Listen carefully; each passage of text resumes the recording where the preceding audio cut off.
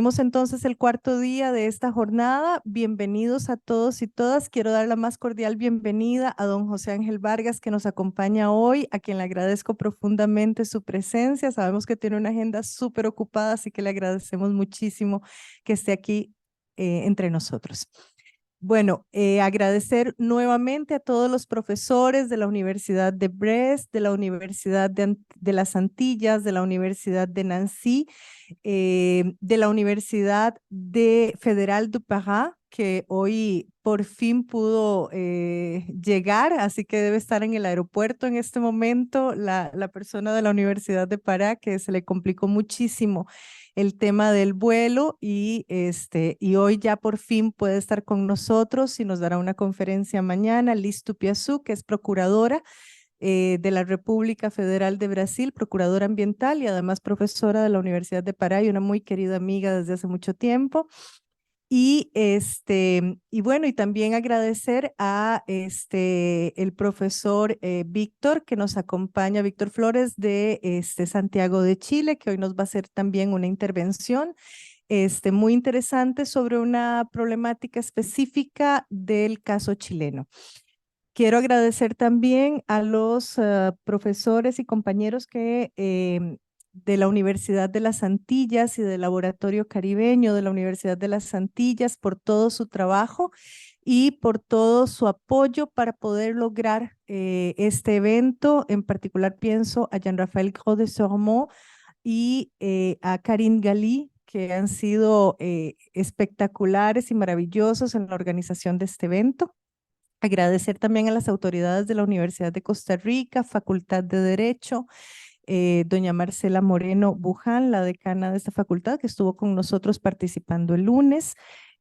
Agradecer también a la vicerrectora de investigación, que nos dio un gran apoyo logístico para la realización del evento, al director del CIBET, don Bernal también, que nos dio un gran apoyo logístico para la realización del evento. Y además, agradecer también a la sede de Occidente por habernos recibido maravillosamente el día de ayer. Fue magnífico, tuvimos una linda tarde de reflexión y de descubrimiento y fue un hermoso intercambio el que tuvimos ayer en sede de Occidente con los estudiantes y los docentes de por allá. Vamos a empezar entonces con la actividad del día de hoy. Mari Rota de la Universidad de Nancy nos acompaña. Ella nos va a hablar sobre las evoluciones de la protección del derecho a un ambiente sano en el derecho francés. Así que los dejo en la mejor compañía académica.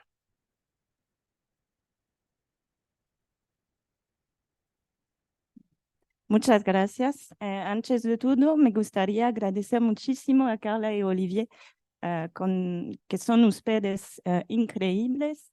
Somos muy bien recibidos y es realmente un placer estar aquí entre ustedes. Ahora me voy a seguir en francés. Bonjour à toutes et à tous. Alors, je vais effectivement traiter du droit à l'environnement. Perdone, para poder escuchar la conferencia en español, ¿verdad? Es importante que saquen sus teléfonos celulares y se conecten a un link Zoom, ¿verdad? Que les voy a indicar. No sé si Juan Carlos me puede ayudar mostrando el link Zoom con ¿cómo es que se llama? Auriculares. Sí. Exacto, conectar y tienen que elegir el idioma francés dentro de la aplicación Zoom. Cuando dice traducción, en la parte donde dice traducción, entonces tienen que elegir el idioma francés para poder escuchar la traducción simultánea. Entonces, no sé si Juan Carlos me puede ayudar para darles el link Zoom. Por favor, sí, para que lo puedan conectar.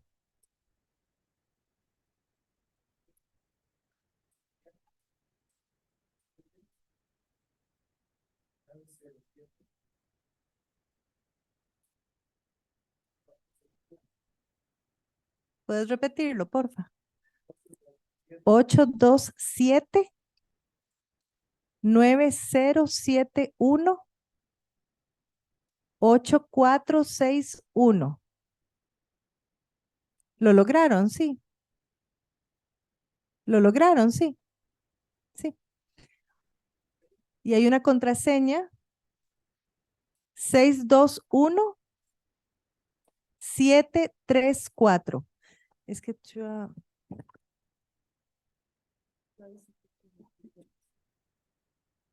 Moi, j'en ai, oui.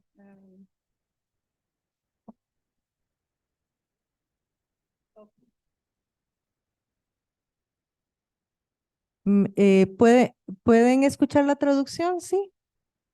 Vous pouvez entendre la traduction? Je parle en français et vous entendez la traduction? ¿No? Sí, para José. Ahora sí, tienen que escoger la traducción. Il faut choisir la traduction, ¿verdad? Ya, il faut choisir. ¿Vous entendez tous la traduction? ¿Sí? ¿De ese côté-là? No, la fille à côté. ¿Vous avez tous la traduction sur votre téléphone? ¿Tienen la traducción allá atrás? Sí. Ok. Ok. Merci. Merci.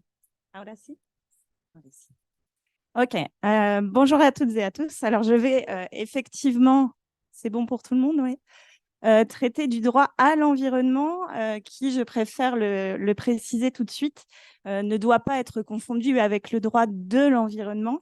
Le droit à l'environnement relevant d'une discipline qu'on appelle en France le droit des libertés fondamentales, ce qui correspond à une toute petite partie du droit de l'environnement qui est beaucoup plus large et dont nous traitons depuis le début de la semaine, puisque le droit de l'environnement s'intéresse à des questions de protection, mais aussi de gestion de l'environnement, normes qu'on retrouve codifiées dans le code de l'environnement français.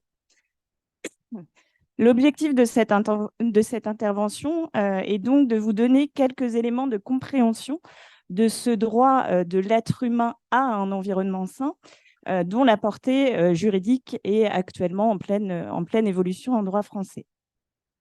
Alors, je vais commencer par redire, puisque cela a déjà été évoqué plusieurs fois cette semaine, que le droit à un environnement, enfin le droit de l'environnement et donc le droit à un environnement sain, a un caractère transversal, ce qui explique pourquoi, contrairement à ce qu'on peut observer s'agissant d'autres droits humains, la dynamique entre droit interne et droit international est souvent inverse. Effectivement, le caractère transversal du droit de l'environnement explique que tout un tas de normes au niveau international et d'ailleurs d'abord été adoptées dans un premier temps, ce qui a poussé ensuite l'État français à adopter un certain nombre de normes. Donc, vous en avez deux ici. La loi Barnier de 1995 qui pose le droit de chacun à un environnement sain et la charte de l'environnement de 2004, entrée en vigueur en 2005, qui pose le droit de chacun de vivre dans un environnement équilibré et respectueux de sa santé. Mais le langage du droit des droits humains ou des droits de l'homme n'a pas toujours été considéré comme étant le plus adapté pour faire progresser ces considérations environnementales. Pourquoi ? En raison de leur raison d'être. Effectivement, en France, les droits de l'homme tels qu'ils ont été conçus lors de l'adoption de la DDHC, de la Déclaration des droits de l'homme et du citoyen en 1789, sont imprégnés de la philosophie libérale et sont construits pour protéger l'individu abstrait du siècle des Lumières contre la toute-puissance de l'État. Il s'agit donc de droits de l'individu qu'il peut éventuellement faire valoir contre le groupe, avec une conception libérale qui est avant tout une conception individualiste et qui s'est affirmée contre le corporatisme de l'Ancien Régime et les privilèges qu'il emportait. Cette conception va donc traduire la volonté de libérer l'individu des déterminations sociales dans lesquelles il est enfermé par le système de l'Ancien Régime, ce qui à la fois repose et débouche sur la construction d'un individu abstrait, homme générique, Et les droits ne sont donc plus, sont à partir de là considérés comme des droits naturels de l'individu avant tout, individu considéré abstraitement et indépendamment de son milieu social, de son existence concrète. Détaché, donc l'individu détaché de tout contexte, donc y compris environnemental, et c'est une des raisons pour lesquelles on ne trouve pas de trace du droit à un environnement dans les grandes déclarations françaises des DHC, préambule de la Constitution de 1946, ni même internationaux d'ailleurs, je pense en particulier à la CEDH, la Convention européenne des droits de l'homme. Alors, de manière paradoxale, néanmoins, ce qu'appelle Diane Roman la cause des droits, Diane Roman qui a publié un ouvrage l'année dernière sur ce thème, la cause du droit à l'environnement est de plus en plus plaidée devant les différentes juridictions internes et internationales via la protection des droits humains. Et l'argument est de plus en plus pris au sérieux par les juges. On n'a qu'à penser à l'affaire Urganda contre Pays-Bas de 2019, qui se fondait entre autres sur une atteinte aux articles 2 et 8 de la CEDH en raison du non-respect par cet État, les Pays-Bas, de ses engagements en matière de réduction des gaz à effet de serre. Et je pense encore à l'affaire dite affaire du siècle, qui se fonde aussi en partie sur cet argument dont vous avez les références ici à la toute fin de la diapo. Alors, de manière paradoxale, une fois encore, on peut même dire que cette fois-ci, il semble que ce soit plutôt le droit national qui soit en avance sur le droit international, enfin j'entends surtout ici droit européen, qui me semble à l'heure actuelle plutôt en retrait, notamment lorsqu'on compare la jurisprudence de la Cour européenne des droits de l'homme et celle de son homologue sud-américain, la Cour interaméricaine des droits de l'homme, ce sur quoi je reviendrai à la toute fin de mon intervention. Et je vais donc commencer par dresser un état des lieux de ce droit d'un point de vue interne, en débutant donc ma présentation par sa consécration par la Constitution et ses prolongements en droit administratif. Et je terminerai donc sur les insuffisances de la protection du droit à un environnement sain par le droit européen. Voilà, donc j'en viens à mon premier point. Tout d'abord, la consécration constitutionnelle du droit de chacun de vivre dans un environnement équilibré et respectueux de la santé. Alors, pour évoquer cette consécration constitutionnelle, je vais m'appuyer ici essentiellement sur les travaux d'un jeune chercheur français, Florian Savonito, qui travaille énormément sur ces questions ces dernières années et qui expliquait lors d'une conférence donnée en 2022 que s'il avait été sollicité il y a encore quelques années sur la question de savoir de ce qui relève de l'environnement dans la Constitution française, il aurait été très embarrassé en citant le professeur Ferdinand Mélin-Soukramanien qui écrivait en 1997 ceci: il n'existe ni disposition spécifique relative à l'environnement, ni a fortiori consécration explicite d'un droit à l'environnement en droit constitutionnel français. Alors, ce n'est plus le cas aujourd'hui. J'ai commencé mon introduction par là. Effectivement, on le sait depuis l'entrée en vigueur le 1er mars 2005 de la Charte de l'environnement. Ce droit est consacré au niveau constitutionnel. Et l'objectif majeur de cette charte était effectivement d'affirmer un droit à un environnement sain et de garantir le respect de ce droit via une déclinaison de tout un tas de principes et de droits substantiels et procéduraux dans la Charte de l'environnement. Alors, cette charte, elle reprend ici en réalité plusieurs des grands principes du droit de l'environnement qui avaient bien souvent auparavant déjà une valeur législative pour leur donner une place constitutionnelle, puisqu'effectivement, si depuis 1995, on avait déjà bien une consécration législative du droit à un environnement sain, cette consécration restait très insuffisante, en particulier lorsqu'il s'agissait de limiter des droits de valeurs constitutionnelles, telles que le droit de propriété, par exemple, ou la liberté d'industrie pour assurer la protection de l'environnement.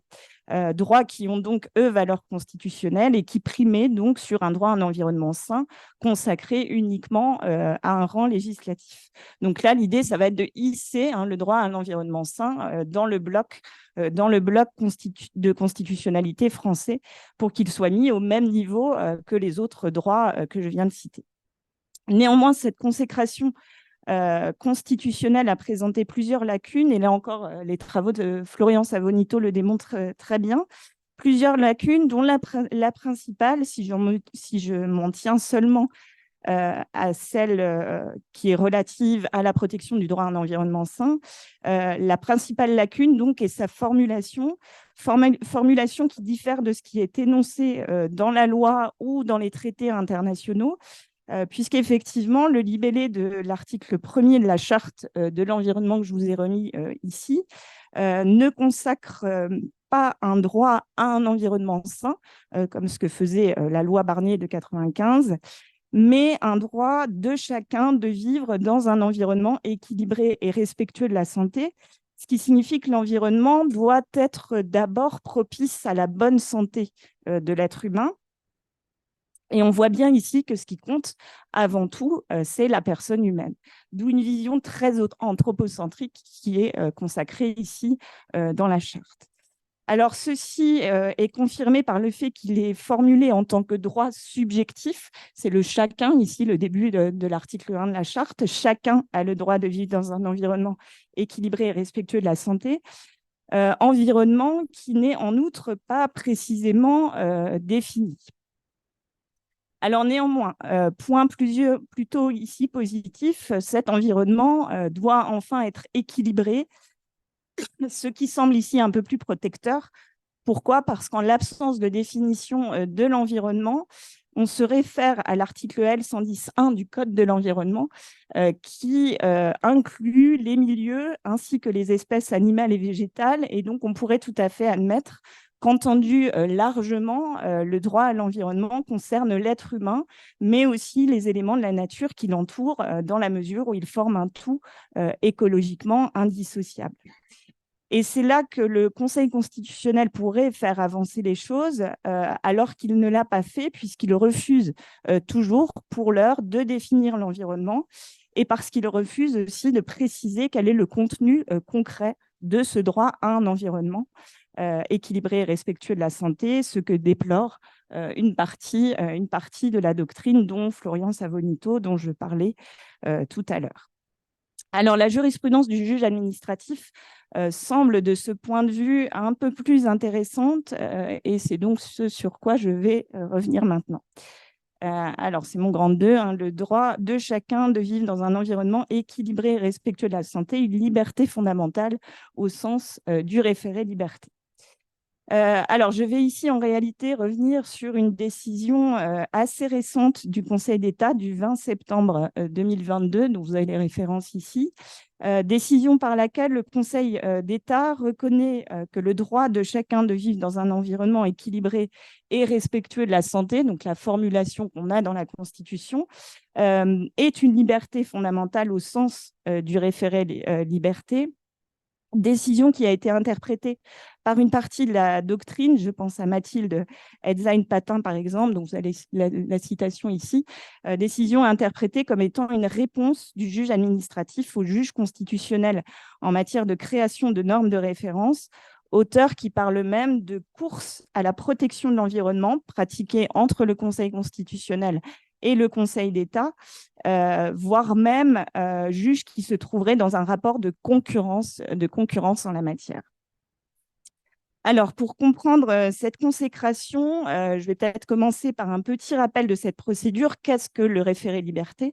C'est une procédure d'urgence. Je vous ai remis ici l'article L 521-2 du Code de justice administrative, qui est l'article du Code qui prévoit cette procédure particulière. Article selon lequel, donc saisi, je lis ici l'article, saisi d'une demande en ce sens justifiée par l'urgence, le juge des référés peut ordonner toute mesure nécessaire à la sauvegarde d'une liberté fondamentale à laquelle une personne morale de droit public ou un organisme de droit privé chargé de la gestion d'un service public aurait porté, dans l'exercice de ses pouvoirs, une atteinte grave est manifestement illégale, le juge, enfin l'article précisant que le juge des référés se prononce dans un délai extrêmement court de 48 heures. Donc, on a ici une procédure d'urgence, une procédure en référé dévolue à la protection des libertés fondamentales et qui permet donc au juge administratif d'agir très rapidement, de prendre les mesures, d'ordonner les mesures qu'il estime nécessaires à la sauvegarde d'une ou de plusieurs libertés fondamentales et dans ce délai extrêmement court de 48 heures. Et pour que cette procédure puisse être mise en œuvre, 3 conditions doivent être réunies. La condition d'urgence, bien sûr, l'existence d'une illégalité manifeste. Il faut que manifestement l'administration agisse de manière illégale. Et puis, il faut enfin une liberté fondamentale, qu'une liberté fondamentale soit bafouée par l'administration. Alors, le problème, c'est que le législateur, lorsqu'il a élaboré cette procédure d'urgence, n'a pas pris le soin de définir ce qu'est une liberté fondamentale. On ne sait pas comment définir la liberté fondamentale au sens du référé liberté. C'est donc le juge administratif qui, au fil de sa jurisprudence, va circonscrire la notion de liberté fondamentale et donc déceler ce qui est pour lui, juge administratif, une liberté fondamentale au sens du référé liberté. Et on aurait pu croire que le juge administratif allait souhaiter faire coïncider la liste des droits et libertés fondamentales qu'on retrouve au niveau constitutionnel avec celle des libertés fondamentales au sens du référé liberté, mais ce n'est pas le cas. Le juge administratif marque son autonomie ici, va parfois accepter de reconnaître des libertés constitutionnelles comme libertés fondamentales au sens du référé liberté, parfois non. Et c'était effectivement pas le cas s'agissant du droit à un environnement sain jusqu'à l'année dernière. Ce qui fait qu'on avait certains tribunaux administratifs qui acceptaient de faire jouer cette procédure d'urgence en cas d'atteinte à un droit à un environnement sain, donc qui considéraient qu'il s'agissait là d'une liberté fondamentale, et d'autres non. Sauf qu'il n'avait jamais été fait appel de ces décisions, donc on était dans le doute depuis un certain nombre d'années. Alors, aujourd'hui, ce n'est plus le cas. Depuis 2022, effectivement, le Conseil d'État met un terme à ce débat. On a bien ici une liberté fondamentale au sens du référé liberté. Alors là, effectivement, on a une avancée majeure du point de vue de la protection de ce droit. Néanmoins, plusieurs remarques ou questions doivent être gardées à l'esprit. Tout d'abord, première remarque, n'importe quelle personne constatant une atteinte à l'équilibre de l'environnement ne peut pas forcément agir dans le cadre de cette procédure. Pourquoi ? Eh bien, en raison de garde-fous que pose le Conseil d'État dans cette décision, puisqu'il impose à cette personne donc, qui souhaite agir dans le cadre du référé liberté de justifier, je vous les ai mis ici le passage pertinent, de justifier au regard de sa situation personnelle, notamment si ses conditions ou son cadre de vie sont gravement et directement affectés ou des intérêts qu'elle entend défendre, qu'il y ait porté une atteinte grave et manifestement illégale du fait de l'action ou de la carence de l'autorité publique. Alors ça signifie quoi ? Ça signifie en réalité 3 choses.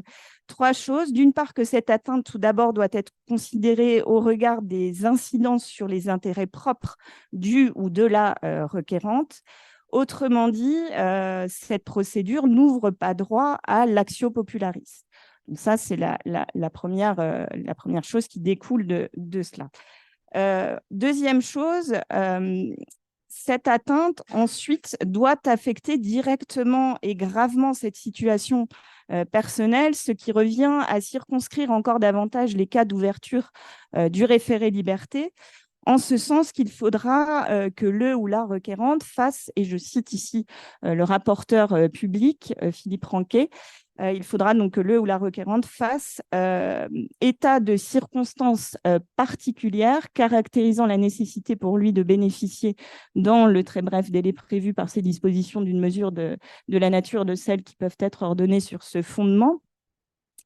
Donc, de circonstances particulières, ce qui signifie une charge de la preuve un peu plus approfondie dans ce cadre. Et puis enfin, il faut que cette atteinte soit invoquée, ça signifie également que cette atteinte peut être invoquée par des associations, par exemple, qui auraient pour objet la protection de l'environnement, mais uniquement des intérêts qu'elle entend défendre et donc pas au nom de l'intérêt général. Voilà, donc là, on voit ces garde-fous vont quand même circonscrire au niveau de la personne, la possibilité pour cette personne d'invoquer cette liberté dans le cadre du référé liberté. Deuxième remarque, certains auteurs doutent aussi que cette consécration soit une réelle avancée au regard de ce que faisait déjà auparavant le Conseil d'État. Conseil d'État qui pouvait se fonder sur d'autres droits tels que le droit à la vie, par exemple, le droit à la protection de la vie privée, le droit de propriété ou encore la liberté d'entreprendre, et ce pour parvenir aux mêmes fins. Ce à quoi répond le rapporteur public qu'il s'agirait en fait de couvrir en plus d'un risque d'atteinte à ces droits, celui, je le cite ici, d'une atteinte imminente je suis perdue dans ma citation, d'une atteinte imminente et irrémédiable, donc par un projet ou une activité que l'administration laisse se déployer, telle que la destruction d'un milieu naturel où vivent des espèces protégées sans incidence directe sur la propriété, l'activité ou la santé d'un riverain, donc les anciens droits ici invoqués, mais n'en dégradant pas moins l'environnement dans lequel il vit, pour le dire autrement, son environnement. À voir donc si le Conseil d'État ira ou non dans ce sens. Cette question reste en suspens pour le moment. Alors, quoi qu'il en soit, cette décision va permettre surtout ici au Conseil d'État de se positionner par rapport au Conseil constitutionnel en matière de protection de l'environnement. Et on voit bien que ce droit est en pleine évolution en droit national. Ce qui n'est plus trop le cas en droit européen, même si des évolutions sont actuellement très attendues suite à différentes requêtes déposées récemment devant la Cour européenne des droits de l'homme. J'y reviendrai à la toute fin de mon intervention. Voilà, donc j'en viens maintenant au droit européen des droits de l'homme, hein, ce droit issu de la Convention de sauvegarde des droits de l'homme et des libertés fondamentales, appelée couramment CEDH, Convention européenne des droits de l'homme. Alors, je vais commencer par rappeler que les organes de la CEDH, donc la Commission, puis surtout la Cour européenne des droits de l'homme, ont reconnu très tôt, dès les années 1980, l'environnement comme condition d'exercice des droits de l'homme, en ce sens que des conditions environnementales néfastes peuvent affecter l'exercice des droits garantis par la Convention. Et comme le démontre très bien Paul Baumann dans sa thèse qui est consacrée au droit à un environnement sain en droit de la CEDH, cette approche est cristallisée comme une évidence dans l'affaire Lopez-Ostra contre Espagne de 1994. Affaire dans laquelle la Cour affirme très clairement qu'il va de soi que des atteintes graves à l'environnement peuvent affecter le bien-être d'une personne et la priver. Ici, c'était l'article 8 qui était visé, le droit au respect de la vie privée et familiale, et la priver donc de la jouissance de son domicile de manière à nuire à sa vie privée et familiale, sans pour autant mettre en grave danger la santé de l'intéressé. Et c'est sur cette base qu'à partir de différents droits conventionnels, essentiellement le droit à la vie, article 2, et l'article 8, droit au respect de sa vie privée et familiale, donc, à partir de ces différents droits, la Cour va d'une part progressivement venir étendre le champ d'application de la protection de la Convention, donc l'élargir pour atteindre des affaires en matière environnementale, et d'autre part dégager ce qu'on appelle en droit de la CEDH des obligations positives, c'est-à-dire des obligations d'action de la part de l'État visant à encadrer des activités néfastes pour l'environnement et donc conférer aussi des garanties procédurales aux individus qui seraient affectés par ces activités. Mais cette jurisprudence est assez en retrait par rapport à ce que font d'autres juridictions internationales. Je pense à la jurisprudence de la Cour africaine des droits de l'homme et des peuples et surtout de la Cour interaméricaine sur laquelle je vais revenir maintenant. Pourquoi? Parce que précisément, cette jurisprudence de la Cour européenne des droits de l'homme repose sur ce qu'on appelle en droit de la CEDH une protection par ricochet. Protection par ricochet, c'est-à-dire que si ce droit est protégé, ce n'est qu'au travers d'autres droits conventionnels. Dans l'affaire Lopez-Ostra en cause, là je vous l'ai dit, il s'agissait de l'article 8. La Cour estimant dans cette affaire, je la cite, qu'une grave pollution de l'environnement peut porter atteinte au droit à la vie privée et familiale de la personne. Et la Cour insiste d'ailleurs tout particulièrement sur cet aspect dans une autre affaire dont je vous ai remis le passage pertinent ici, l'affaire Kyrtatos contre Grèce de 2003, qui explique un petit peu cette méthode d'interprétation qu'on appelle la protection par ricochet. Elle explique effectivement dans cette affaire que l'élément crucial qui permet de déterminer, je cite ici la Cour, si dans les circonstances d'une affaire des atteintes à l'environnement ont emporté violation de l'un des droits sauvegardés par le paragraphe 1 de l'article 8 et l'existence d'un effet néfaste sur la sphère privée familiale d'une personne et non simplement la dégradation générale de l'environnement. Donc ce n'est que parce que cette dégradation générale de l'environnement affecte le droit à la vie de la personne qu'il y a ici sanction. Donc, autrement dit, il faut prouver, quand vous êtes requérant devant la Cour, que cette atteinte à l'environnement a engendré par ricochet une atteinte à un droit textuellement protégé par la CEDH. Alors, pour remédier à cela, un projet de protocole est discuté au sein du Conseil de l'Europe. Je vous ai remis les références ici si vous souhaitez consulter ce projet. C'est la recommandation 2211 adoptée par l'Assemblée parlementaire du Conseil de l'Europe en 2021, qui s'intitule « Ancrer le droit à un environnement sain, la nécessité d'une action renforcée du Conseil de l'Europe ». Donc, un projet de protocole additionnel, soit pour mettre en place un système à part pour ce droit, soit pour ajouter le droit à un environnement sain au texte de la Convention. Alors, ce projet de protocole, on en a déjà eu d'autres auparavant, mais les États n'ont jamais réussi à se mettre d'accord sur la portée de ce droit. Et cela n'a jamais abouti. En tout cas, la question a été relancée en 2021. Voilà pour ce qui est de l'état du droit européen. Et c'est là que le droit comparé peut être intéressant, car s'agissant donc du système interaméricain, que vous connaissez sans doute mieux que moi, on ne trouve pas non plus trace du droit à un environnement dans le texte conventionnel, en droit de la CADH. Néanmoins, la Cour accepte de le reconnaître en tant que droit, cette fois-ci autonome et directement justiciable devant elle. Elle le fait à travers une opinion consultative dont on a déjà parlé avant-hier, l'opinion de 2017, dont vous avez référence ici en haut de la diapo, Environnement et droits humains pour le nom court, et opinion consultative dont la portée a été confirmée et précisée au contentieux en 2020. Dans l'affaire Lacaonat contre Argentine, Nuestra Tierra contre Argentine, qui a été donc adoptée il y a 3 ans maintenant.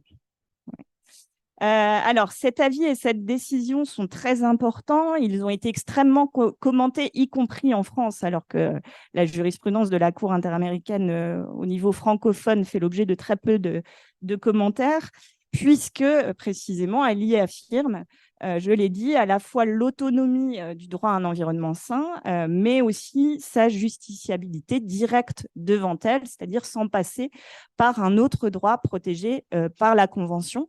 Et ceci en se fondant sur une interprétation extensive de l'article 26 de la CADH, article 26 de la CADH, qui consacre donc le développement progressif des droits économiques, sociaux et culturels, qu'elle rebaptise même d'ailleurs à l'occasion de droits économiques, sociaux, culturels et environnementaux.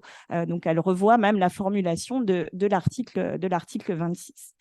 Et elle va très loin puisque la Cour affirme, oui, je vous l'ai remis ici, que le droit à un environnement sain, donc tel qu'elle le reconnaît ici dans cet avis, puis dans cette décision, à la différence d'autres droits, protège les composantes de l'environnement, comme les forêts, les fleuves, les mers et autres, en tant qu'intérêt juridique en soi, y compris en l'absence de certitude ou de preuves concernant le risque d'atteinte aux personnes. Et donc, on le voit là, ici, il s'agit de protéger la nature dans la mesure où elle est intrinsèquement liée aux humains et à la jouissance effective de leurs droits, mais aussi la nature en tant que telle, et là, je cite encore la Cour, oui, non, je vous ai pas remis le paragraphe 62, nature qui, par son importance pour les autres organismes vivants, avec laquelle elle partage la planète, mérite également une protection comme telle. Donc, on a vraiment les deux aspects qui sont protégés ici. Alors, cette insertion, elle a parfois été analysée comme consacrant un changement de titulaire des droits et libertés. Le sujet droit ne serait plus l'être humain, mais les éléments de la nature en tant que tels. Ce qui me semble tout de même être une analyse un peu rapide, puisque dans l'affaire Lacaonat que je citais tout à l'heure, la décision, cette fois-ci, adoptée en 2020, dans laquelle la Cour fait application de ce droit à un environnement sain, la Cour le fait, mais uniquement par le biais des droits des peuples autochtones que la Cour protège, et non pas en raison de ce droit à un environnement sain que posséderaient les éléments naturels en tant que tels. Alors, pour comprendre cette affaire, l'affaire Lacaonat, je rappellerai seulement que le système interaméricain s'ancre quant à lui dans une perspective philosophique complètement différente de ce qu'on connaît en Europe occidentale, ce que j'appelle dans mes travaux une philosophie plutôt sociale des droits humains, là où on défend une vision plutôt libérale au niveau européen. Et ce qui prévaut aux yeux des juges interaméricains, ce n'est plus la liberté et l'autonomie de l'individu abstrait du siècle des Lumières, mais c'est la dignité de la personne humaine, dignité qui se manifeste en premier lieu au travers de la recherche de l'égalité réelle entre les personnes, ce qui conduit à une lecture potentiellement collective des droits, comme le démontre très bien l'affaire Lacaonat, lecture collective des droits. Donc là, c'est ce groupe, le peuple autochtone, qui sont titulaires de ce droit à un environnement sain, comme ils le sont pour leur titulaires d'un droit à la propriété collective de leur terre. Néanmoins, la Cour ne vient pas élargir le titulaire des droits garantis par la Convention en incluant les éléments naturels parmi eux. Ce sont les peuples autochtones qui sont titulaires de ce droit à un environnement en tant que groupe, certes, en tant que sujet collectif, qui vit en interrelation avec les éléments naturels qui les entourent, mais ce n'est pas la rivière, la montagne, la forêt en tant que telle qui est reconnue comme souffrant de graves pollutions. Alors, la Cour valide néanmoins des constructions juridiques qui font des éléments de la nature, je me remets ici, excusez-moi, qui font des éléments de la nature de véritables sujets de droit dans les droits internes des États membres, comme ce qu'on peut retrouver dans plusieurs États d'Amérique latine, ce dont on parlait avec Carla hier dans le bus. Je pense par exemple à la Constitution équatorienne de 2008 qui consacre un chapitre aux droits de la nature, constitutif du bon vivre, buen vivir. Je pense aussi à la Bolivie qui a introduit des dispositions similaires dans sa Constitution de 2009 et qui a adopté la loi sur les droits de la terre-mère en 2010, qui comprend tout un ensemble de droits, à commencer par le droit à la vie et à l'existence. Et je pense enfin à plusieurs rivières colombiennes, c'est ce que tu évoquais hier, qui ont été reconnues par des décisions de justice comme des sujets de droit. Alors, à l'heure où l'Europe commence elle-même à imaginer, voire même à consacrer de telles innovations juridiques. Je pense ici à tous les travaux qui ont été faits autour de la Loire, avec une référence ici à l'ouvrage, je ne sais pas si on le voit très bien, l'ouvrage de Camille Toledo, qui est un artiste qui a retracé tous ces travaux faits autour du fleuve la Loire. Je pense aussi, bien sûr, à Mar Menor, qui est une lagune en Espagne, à qui on a consacré la personnalité juridique depuis septembre de l'année dernière. Donc, à l'heure où l'Europe commence à se saisir de ces innovations juridiques, cette affaire, l'affaire Laca-Onat, invite alors à l'imagination et ouvre de nouvelles pistes des réflexions, y compris en droit des droits humains. Car si l'on remplace l'individu abstrait du siècle des Lumières comme sujet de droit par un individu réinséré dans son contexte et donc relié aux différents éléments naturels qui l'entourent, je pense qu'il y aurait peut-être une piste à explorer pour lever les freins du système européen. Piste qui pourrait être explorée aussi par la Cour dans le cadre de l'examen d'une affaire en particulier, l'affaire Duarte, Agostinho et autres contre Portugal et 32 autres États défendeurs. 6 jeunes Portugais, dont des enfants, donc, ayant déposé en 2020 une requête devant la Cour européenne des droits de l'homme pour faire condamner plusieurs États, dont la France, pour leur incapacité conjointe à réduire les émissions de gaz à effet de serre conformément à l'accord de Paris de 2015 sur le climat, sans que cela ne les touche de manière individuelle, mais qui les touche donc de manière collective. Le droit de la CADH pourrait donc être une source d'inspiration, piste que je laisse donc à votre appréciation. Je vous remercie.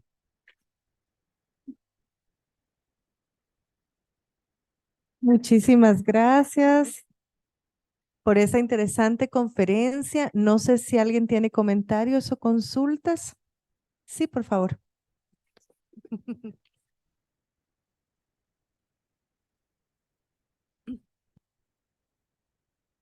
Oui, merci beaucoup en tout cas pour cette conférence de très haute qualité.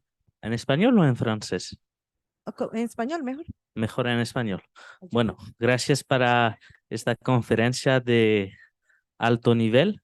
Me gustaría saber una cosita. ¿Cómo decir? ¿En qué sentido la personificación de elementos del derecho podemos ver con los ríos, con el ejemplo del Mar Menor, tiene una eficiencia en la vida cotidiana?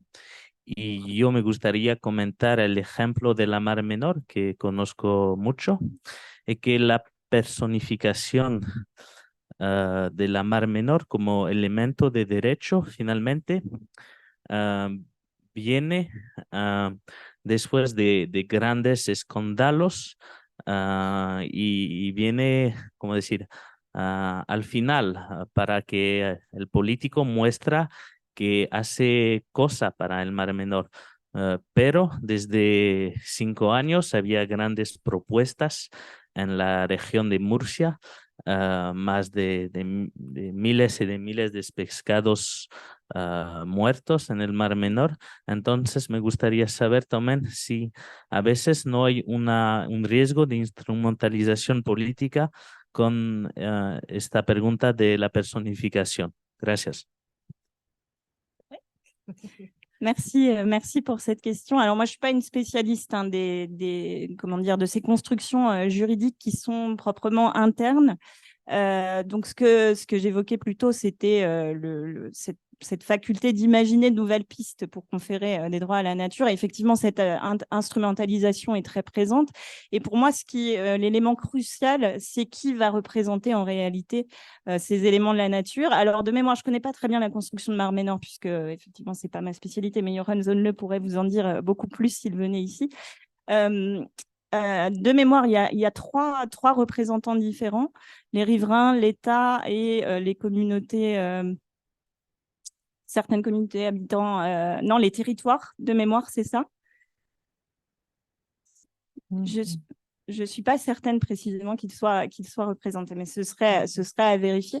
Et pour ce qui est des constructions en Nouvelle-Zélande, puisque là je connais un tout petit peu plus, ce sont les peuples autochtones qui représentent ces rivières avec les dérives potentielles. Est-ce que le peuple autochtone est le meilleur représentant des éléments naturels? Est-ce qu'il ne fait pas prévaloir ses intérêts particuliers en tant que groupe sur donc ça, effectivement, la question de la gouvernance, je pense que c'est l'élément crucial à travailler pour qu'effectivement ces constructions ne soient pas politiquement instrumentalisées. Voilà. Muchas gracias. No sé si alguna otra persona tiene un comentario o pregunta. ¿No? Sí. Je te fais la question en français. Est-ce que tu pourrais nous en dire un peu plus? Tu as touché quelque chose, même si ce n'est pas le thème central. Tu as fait une différence entre le fondement, tu as dit, si je ne me trompe pas, libéral européen et plus social latino-américain.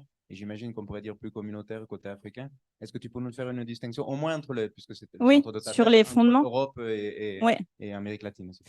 Oui, alors pour faire très bref, la Cour européenne des droits de l'homme donc, se saisit de la dignité humaine qui ne figure pas dans le texte de la CEDH, mais qui apparaît et qui était un peu dans l'esprit des rédacteurs du texte. Dignité humaine qu'elle va systématiquement accoler avec la liberté. Donc la finalité de la protection des droits, c'est la liberté, l'autonomie personnelle de chaque personne, comme ce qu'on retrouve en fait dans la philosophie libérale classique.